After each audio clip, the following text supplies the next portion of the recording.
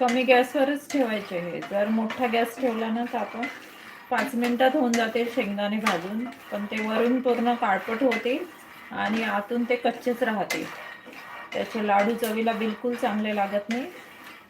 आता वेळ गेला तर चालतो, पण कुठल्याही पदार्थाला जेवढा जास्त वेळ द्याल त्याचा तर तो पदार्थ बिघडत पण नाही आणि चवीला तेवढाच भारी होतो. जर आपण घाईघाईत केलं तर ते चव बिलकुल चांगली लागत नाही.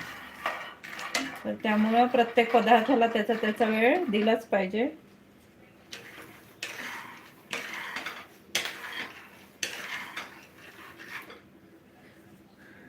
तर हे बघा, इथे माझे हे शेंगदाणे भाजून झाले. हलकेसे आवाज पण येतोय तुम्हाला,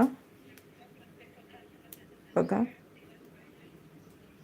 आवाज येत असेल तर हे मला हलकेसेच गरम करायचे होते. तर आता मी हा गॅस बंद करते आणि आपले ऑलमोस्ट हे पण शेंगदाणे भाजून झाले. बघा किती कलर बदललाय. आपण जेव्हा घेतले तेव्हा बिलकुल व्हाईट होते.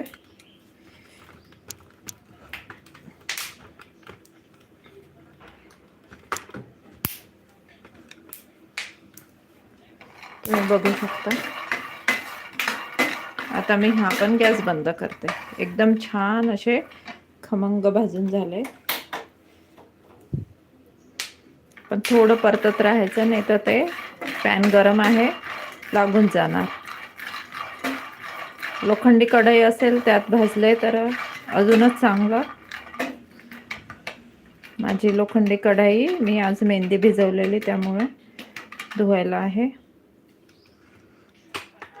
हे बघा, हे मी हलकेसे भाजले, त्याचा कलर बघा. आणि हे मी छान डार्क भाजले, त्याचा कलर बघा किती छान कलर बदलला. खूप खमंग सुगंध सुटला.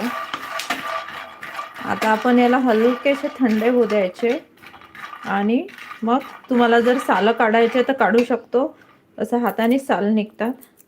हे बघा, असे शेंगदाण्यावरती बघा असं ब्राऊन स्पॉट आले पाहिजे.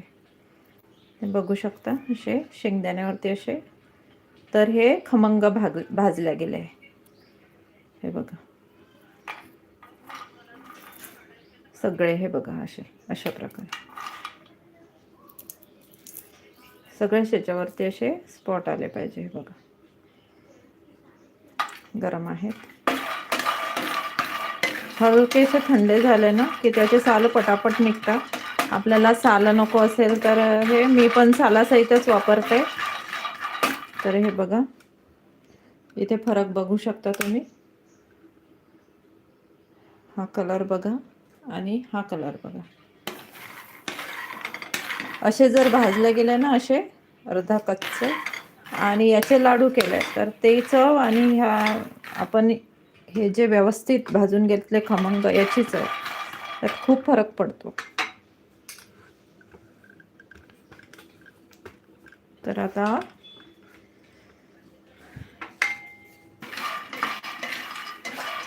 हलकेसे थंड होऊ द्यायचे 1 मिनिट. मी याचे सालं काढणार नाही आहे. जर आपण असेच शेंगदाणे गरम गरम मिक्सरला लावले ना तर ते व्यवस्थित बारीक होत नाही, म्हणून थोडं थंड होऊ द्यायचे.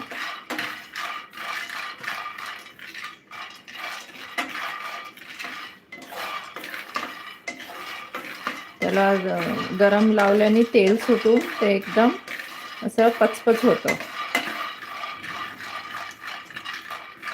त्यामुळे बघा, पॅन गरम होते ना, म्हणून मी हलकंसं परतून घेत आहे. खूप छान खमंग भाजल्या गेले. तुम्ही इथे बघू शकता, सगळ्या याच्यावरती असे स्पॉट आले प्रत्येक शेंगदाण्यावरती. म्हणून हे सतत हलवत छान खमंग भाजून घ्यायचं. 15 मिनिट लागले आपल्याला, पण आपल्याला जो वेळ लागेल, पण फायनल जो रिझल्ट मिळेल ना, तुम्ही म्हणाल की खरंच खूप छान झालं चवीला. एकदा नक्की करून बघा अशा प्रकारे.